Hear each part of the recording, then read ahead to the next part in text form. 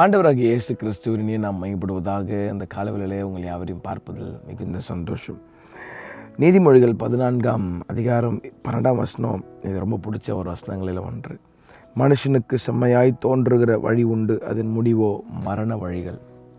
மனுஷன் நினைக்கிறான், நான் தான் ரொம்ப அறிவாளி, அவனுக்கு எல்லா இன்டெலிஜென்ட்டும் இருக்குது, ஆனால் அவன் எடுக்கிற எல்லா முடிவும் கரெக்டாக தான் இருக்கும்னு நினைக்கிறான். கிடையவே கிடையாது. மனுஷனுடைய எண்ணங்கள் அநேகமாக இருந்தாலும் அதை அந்த பிளான்ஸை கரெக்டாக நடத்துகிறவர் கர்த்தர் மாத்திரம்தான். ஆமாம். ஆகவே இந்த சத்தத்தை கேட்டுக்கொண்டிருக்கிற அன்பு சபையை, நான் பண்ணுறது எல்லாமே கரெக்டாக அப்படின்னு நினைக்காதீங்க.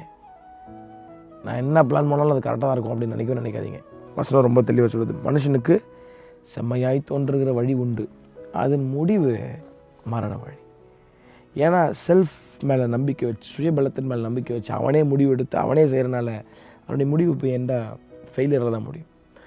நீங்கள் என்ன பிளான் பண்ணாலும், உங்கள் வாழ்க்கையில் என்ன பிளான் பண்ணணும், உங்கள் கணவன் மனைவியாக இல்லை நீங்கள் தனிமையாக என்ன பிளான் பண்ணாலும் ஆண்டவர்னு ஒருவர் இருக்கிறார். Get that idea, get that desire. அதை எடுத்துகிட்டு போய் ஆண்டர்கிட்ட வைங்க. ஆண்டர் இப்படி நினைவு வருது, இப்படி பண்ணலான் இருக்கேன், இது என்ன செய்யலாம். அப்போது பிளான்ஸை ப்ரொசீட் பண்ண சொன்னார்னா பண்ணுங்கள், இல்லைன்னா அவர்கிட்ட ஆலோசனை கேளுங்க. அவர் உங்களை அழகாக நடத்துவார். Many are the ways of man's heart. ஆனால் அதை கர்த்தர்கிட்ட கொடுத்தீங்கன்னா அதில் ஆலோசனை தந்து அழகாக உங்களை வேலையை கொண்டு போவார். நான் பண்ணுறதான் கரெக்டு, நான் செய்கிறது தான் கரெக்டாக இருக்கும் அப்படின்னு நீங்கள் சுயமாக முடிவு எடுத்திங்கன்னா அதனுடைய முடிவு மரண வழியாக இருக்கும். ஆகவே இந்த காலவெளியில் ஜஸ்ட் அ சிம்பிள் தாட் ஆண்டர் கொடுக்குறாரு. பிளான் பண்ணனா முதல்ல என்கிட்ட சொல்லு, நீ ஏன் பண்ணிடாத. நம்ம வழியில் சொல்லணும்னா அதுதான். பிளான் பண்ணிட்டேன்னா முதல்ல என்கிட்ட சொல்லிட்டு பண்ணு, என்கிட்ட கேளு, ஆலோசனை கேளு, நீயே பண்ணாத அப்படின்னு சொல்கிறார் கர்த்தர்.